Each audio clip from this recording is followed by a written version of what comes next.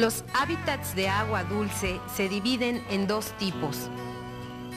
Los hábitats de agua quieta o lénticos son aguas que caen sobre los continentes, tienden a regresar al mar y en su camino encuentran huecos o cavidades que le detienen hasta que estas cuencas son llenadas. Hábitats de agua corriente o lóticos. Es agua que corre por canales relativamente angostos y que llegan pronto a su destino. En los hábitats de agua quieta o lénticos, las aguas quedan más o menos en la misma región, no corren o fluyen en una dirección particular. Algunos cuerpos de agua lénticos son los lagos, lagunas, esteros y pantanos. En los hábitats de agua corriente o lóticos, las aguas se desplazan en una dirección definida por un canal estrecho. Un ejemplo de estos son los manantiales, arroyos y ríos. El estudio de las aguas dulces o continentales recibe el nombre de limnología y su fundador fue el biólogo suizo Forel en base a estudios realizados en 1869.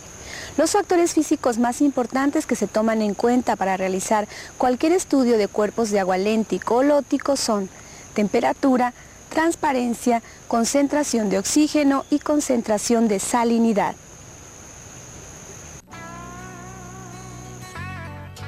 Temperatura.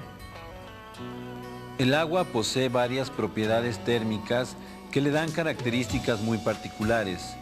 La más importante, ecológicamente, es su estabilidad.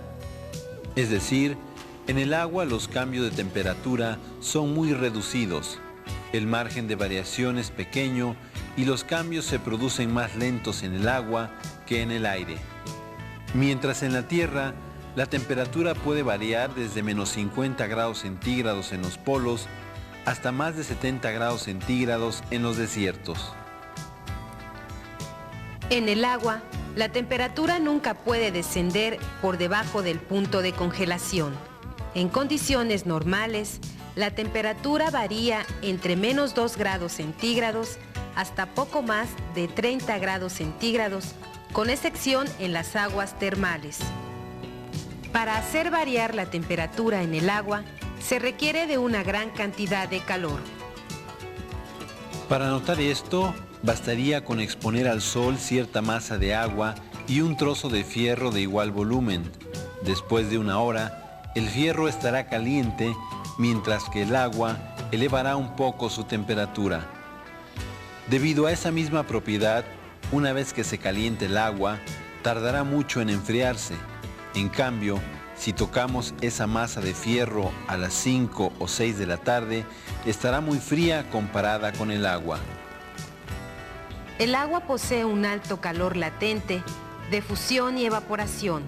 Además, la máxima densidad del agua es a 4 grados centígrados, por lo que más caliente o más fría pesa menos.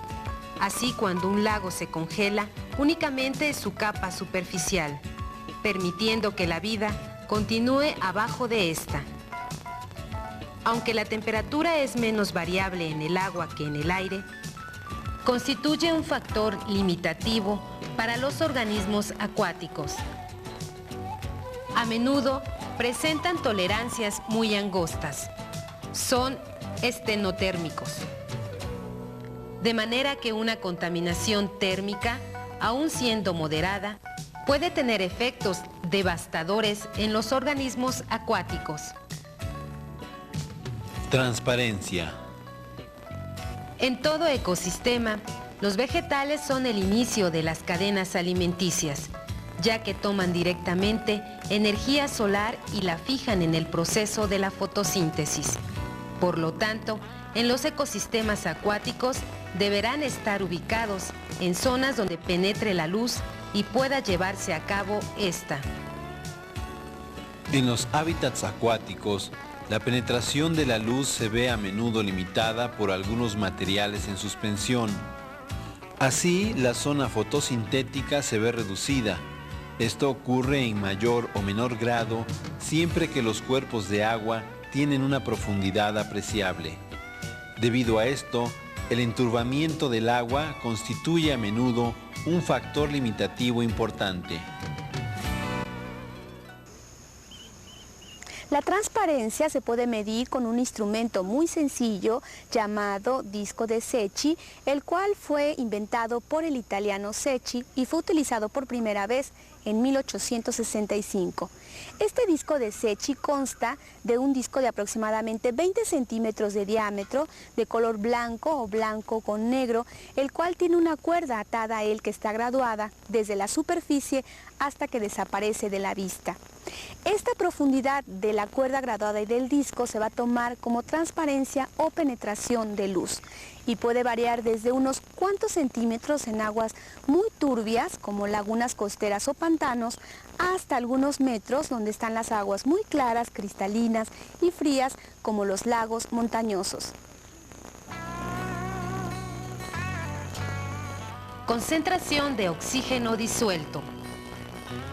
Como todos los organismos, los que viven en los hábitats acuáticos necesitan respirar y para llevar a cabo esta función deben tener disponible oxígeno disuelto en el agua en ciertas cantidades. En los estudios ecológicos acuáticos es importante saber la cantidad de oxígeno disuelto a cierto estrato o capa de agua, ya que esto determinará la existencia o la ausencia de organismos. En general, todas las aguas agitadas tendrán más oxígeno disuelto que las serenas.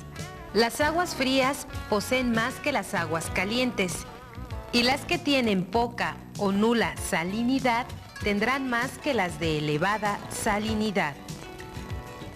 Sales disueltas o salinidad. En general, las aguas continentales presentan muy pequeña o baja cantidad de sales disueltas.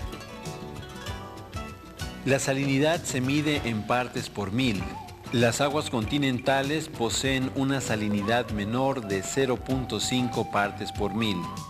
En comparación, el agua de mar tiene un promedio de salinidad de 34 partes por mil.